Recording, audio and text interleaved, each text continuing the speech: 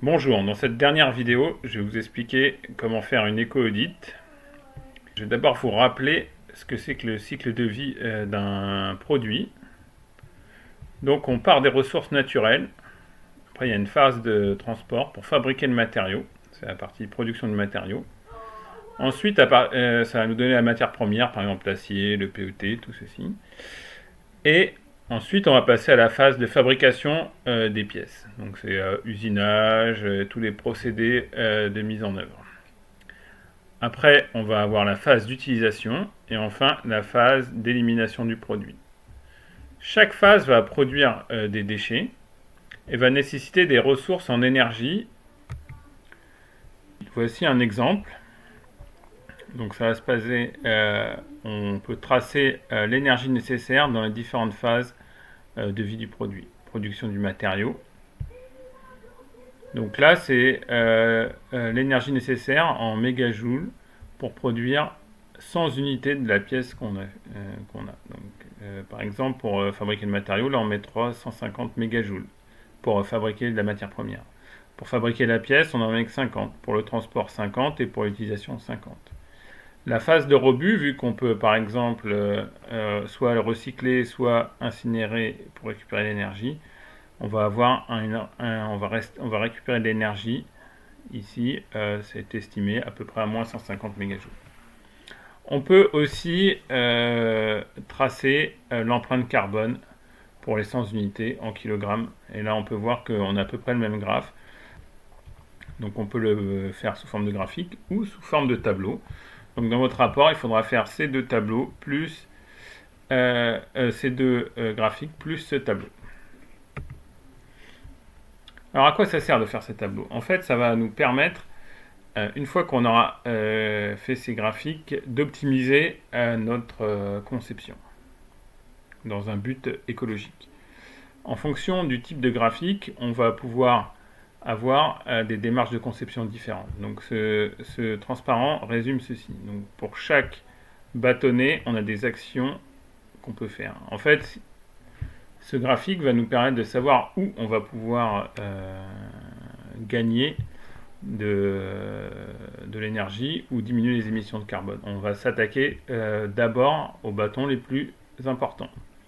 Donc dans le cas où c'est le matériau qui coûte cher, on va chercher à minimiser la taille des pièces et prendre des matériaux qui ont un coût énergétique faible et de faibles émissions de CO2.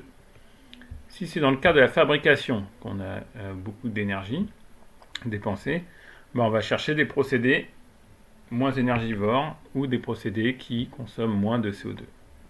Si c'est la phase de transport qui coûte beaucoup d'énergie, et ben là, on va diminuer la masse de nos produits, essayer d'acheter, d'avoir la production de matériaux ainsi que la production des pièces et l'utilisation qui sont rapprochés.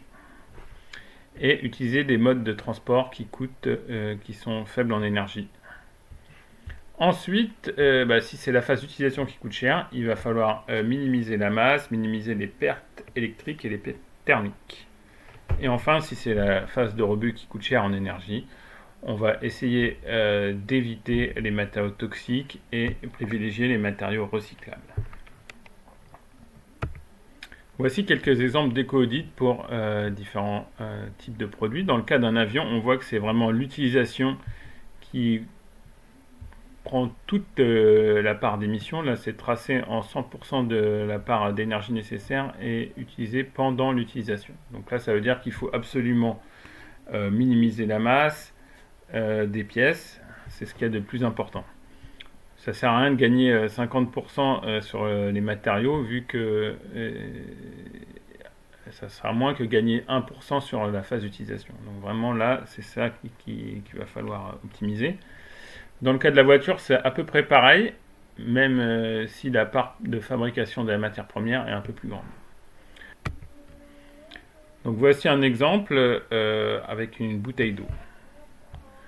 Donc là, on connaît déjà le matériau des bouteilles. Donc on va voir des bouteilles en PET, des bouchons en polypropylène. On connaît le matériau pour chaque partie. Ok.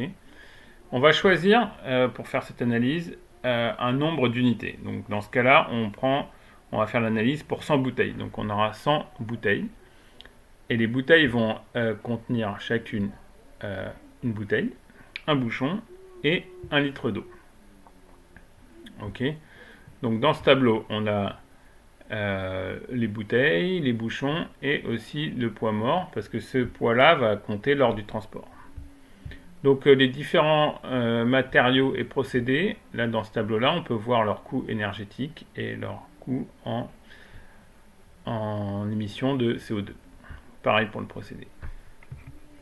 La phase d'après, ça va être de déterminer le transport. Vous voyez qu'il existe plein de transports qui vont des moins en haut énergivores, c'est le navire transocéanique au diesel. Au plus énergivore, c'est les hélicoptères qui vont coûter très cher. Donc on voit que l'énergie nécessaire, elle va être en unité, c'est des mégajoules. Donc c'est l'énergie nécessaire pour transporter 1 tonne sur 1 km. Et là on voit l'émission de CO2. Donc lors de votre projet, vous allez devoir définir un scénario pour savoir où sont produits vos pièces et où elles vont être vendues, pour connaître le nombre de kilomètres que va parcourir votre produit. Okay. Dans cet exemple-là, les eaux sont produites en France, dans les Alpes, et vont être vendues en Angleterre. Elles vont être transportées par bateau. Par camion de 32 tonnes ici. Excusez-moi. Voilà. Et lors de la phase d'utilisation, on va voir, il y aura deux choses. Il y a des produits qui vont être fixes ou les produits mobiles. Donc les produits mobiles, il va falloir compter toute l'essence nécessaire pour les déplacer. Donc si c'est une pièce d'avion, on va se replacer ici. Donc avion long courrier, si notre pièce elle fait 3 kg, et que l'avion est prévu pour voler 10 000 km, on va utiliser cette grandeur multipliée par le nombre de kilomètres parcourus et le poids de la pièce. Ça va nous donner une estimation du coût énergétique lors de la phase d'utilisation. Après, il y a la première ligne, les produits qui nécessitent de l'énergie. Dans le cas des bouteilles d'eau, les bouteilles d'eau vont être réfrigérées pendant en moyenne 2 jours dans le magasin, c'est le scénario qu'on se donne, et donc ça va avoir un certain coût énergétique. Et enfin, il y a la phase de fin de vie, de rebut, où là on va pouvoir avoir plusieurs scénarios. Soit on met directement en décharge, soit on va brûler le matériau, soit on peut le recycler, soit on peut le reconditionner, ou soit on peut le réparer pour le réutiliser. Donc tout ça, il va falloir choisir votre scénario. Et donc voici l'exemple de la bouteille, vous voyez le graphique ici, et les différents graphiques entre l'énergie en mégajoules et l'empreinte carbone, et la même chose dans un tableau pour les différentes phases de vie, matériaux, fabrication, transport, utilisation, et voici le total. Donc ça, pour le faire, le logiciel CES est très bien, est très performant pour faire ça. Donc une fois que vous êtes dans le logiciel CES, vous allez sur EcoAudit. Et là, il y a un outil qui va s'ouvrir. Donc par exemple, ici, bouteille d'eau.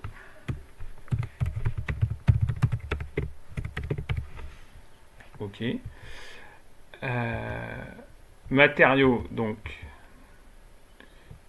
ici on choisit le matériau, donc c'est PET, c'est un polymère, voilà. Quantité 100 et la masse, on avait dit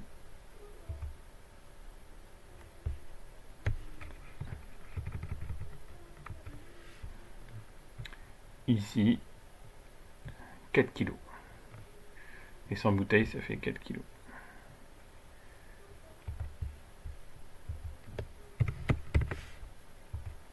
Et là, on choisit le procédé. Mettons extrusion.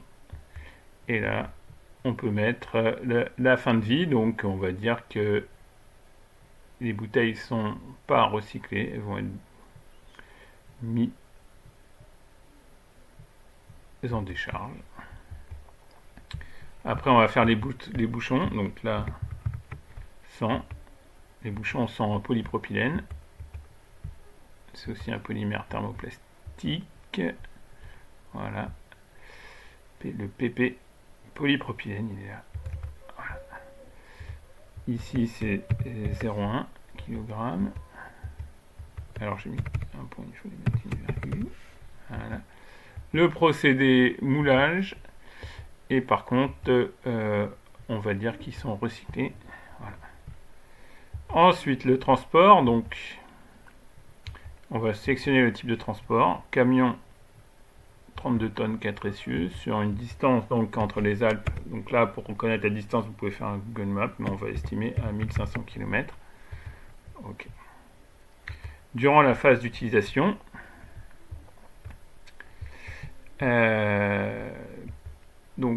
par exemple, moi j'ai destiné l'utilisation en l'Angleterre, donc en fonction du pays, Royaume-Uni. Durée de vie du produit en années, on va mettre 0,1 année, c'est très peu. On va, alors, il faut choisir ici électrique, voilà.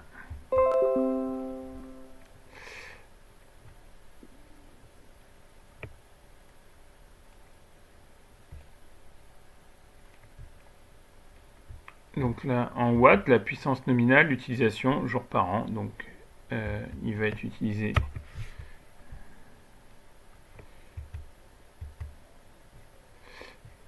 Bon, mettons, on va dire, il dure une année. Il va être utilisé pendant 2 jours, pendant 24 heures. Il va nécessiter une puissance de 1 watt. S'il avait été mobile, en clic mobile, on remplit le tableau ici. Voilà, donc une fois que vous avez fait ça, vous pouvez cliquer sur tableau récapitulatif, et donc là vous avez un tableau qui vous montre l'analyse des cycles de vie en mégajoules directement, en énergie, en CO2. Ok. Vous pouvez aussi avoir la fiche détaillée.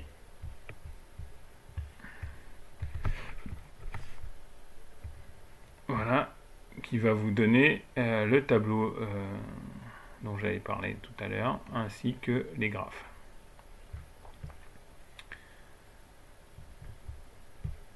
Voilà, une fois que vous avez fini ça, il suffit de placer les graphiques dans la partie éco-audit du rapport pour le couple matériaux-procédés que vous avez choisi et faire votre conclusion.